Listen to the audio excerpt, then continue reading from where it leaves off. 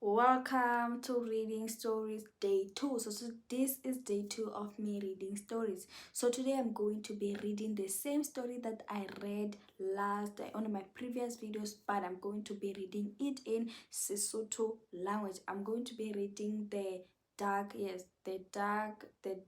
story in Sesotho. So if you have not yet watched my previous video me reading in Sepedi, go back and watch it, and in the next video I'll be reading in Setswana.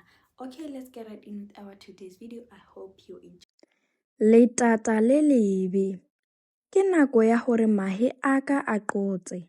Ke batla ho bona ditswanyana tsa ka tse pedi. Ho a tjho jwalo mme Letata. Ka tsatsi le leng, mme wa Letata o ne a dula le ba lapa la hae polasing.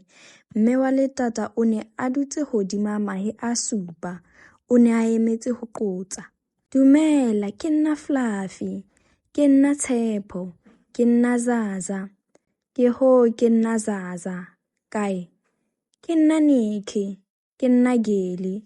Jwale ka bongwe mahe kaofela a thubeha.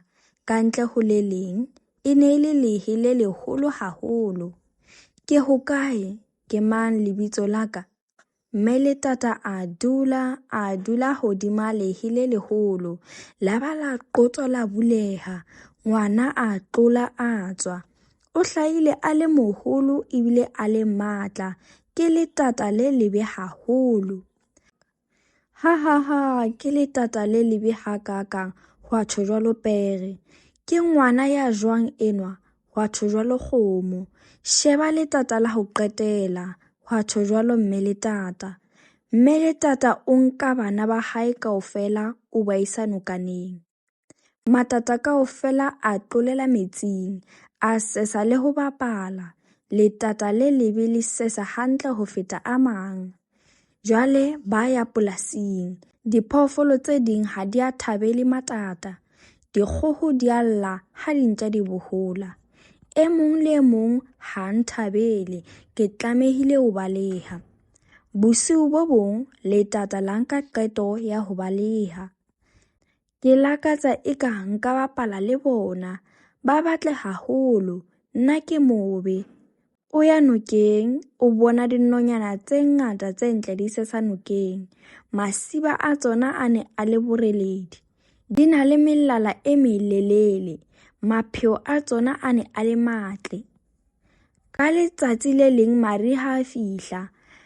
Ha e ba le lehlwa hohle. Noka ya e ba tshweu. Letata le lebe la hatsela la utlwa bohloko. Ha a fihla lehlabula jwale. Letsatsi la tjhaba difate tsa ba ntle le botala. Ka tsatsi le leng, Letata le lebe la bona makgantshi a matle hape. Letata la utlwa bohloko jwale, la qala ho lla. Ke mobe, ke mong, ha ke na metswalle, ho lla Letata le lebe. Ke nna eo, ho a makala Letata le lebe. Ha ntse a lla, o shebile fatshe hara dikeledi, o bona seswantsho sa hae. Ke lekgantshi le letle. Tlo o sese le rona, o Letata jwalo ka rona, o feta matata kaofela ka botle. Ka yona nako eo, makgantshi a mang a feta sesa, ba bitsa Letata le lebe ho sesa le bona. Letata le lebe la tlolela ka metsing, a ikutlwa a thabile haholo. I hope you enjoyed my reading. I hope you like to see me reading more of the stories. If you have any story that you'd like to see me reading, please drop it in the comment section. I will see you in the next video.